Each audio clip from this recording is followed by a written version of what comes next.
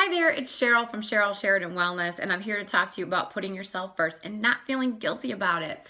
I know because 6 years ago, I was there too. I had zero energy. I felt completely out of control.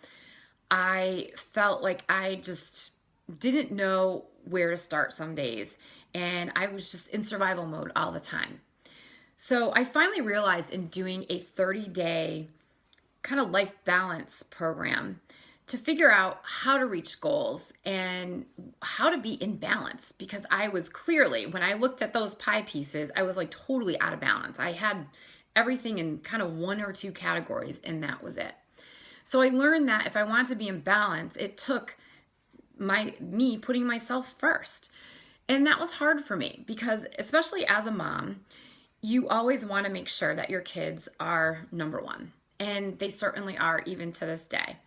But I make sure that I'm kind of like I squeak past them just that teeny tiny bit. They're still right there. Our family is still right there. But I need to put myself first and take care of myself because what I was finding is that I was getting sick all the time. I was running late all the time. I was so, again, overwhelmed. I was a taxi mom. I was grabbing non-nutritious food items because we were always in rush mode. So it took me realizing that I was I was not feeling well. I was getting sick all the time. I was gaining weight.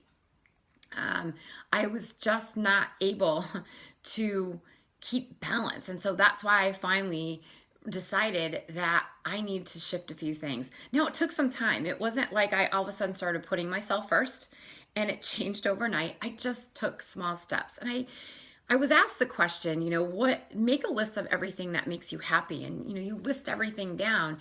And then you realize that you maybe haven't done most of the list for months or maybe even a year. So knowing that you need to shift is not an easy thing to do because it seems very overwhelming because this is the way of life. This is what we know. And we're not very good at putting ourselves first and taking care of ourselves. We just seem to take care of everyone else first, and then whatever's left over is for us. And usually by that time, we're completely exhausted.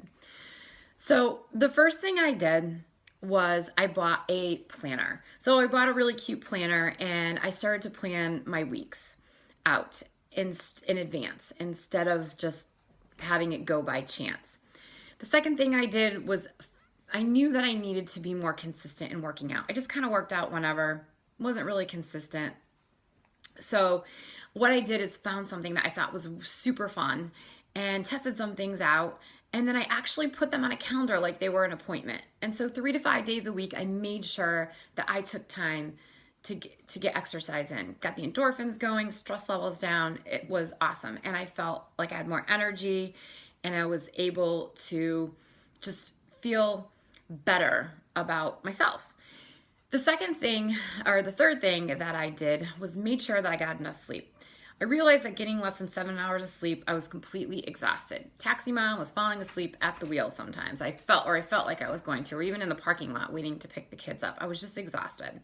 So I just learned to just make sure that I had a normal bedtime, shut off the TV, didn't fall asleep on the couch, which I used to do all the time, and then just went to bed by either reading or listening to something or just crashing.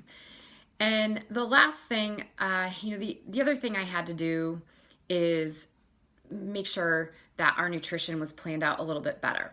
I made sure that I planned meals, knew the busy nights, didn't just leave dinner to chance, made sure that I had food for myself because sometimes I would be so worried about getting everyone else's breakfast and lunch, I wouldn't even worry about me. I would say, "Uh-oh, I don't even know what to eat." And I would end up eating whatever I fed the kids, which, wasn't always the best because I was not worried about nutritional value at the time. I just wanted to make sure my fussy family ate. So I had to make a shift. And it was slow. None of this happened overnight. It was step by step. And the very, very, very last thing I did, and I still work on this to the day, is me time. Me time is so super important. And then you have to get it every day, if not several times a week. If your cup is filled, then everyone else can tell because you're more centered, you have better clarity, you feel healthier, you have more energy, and everything gets done. Everybody wins. And it just makes you, instead of in survival mode, you're actually thriving. So check out the me time tips. Try to make these changes just one at a time. It can be super easy. Don't get overwhelmed and put yourself first.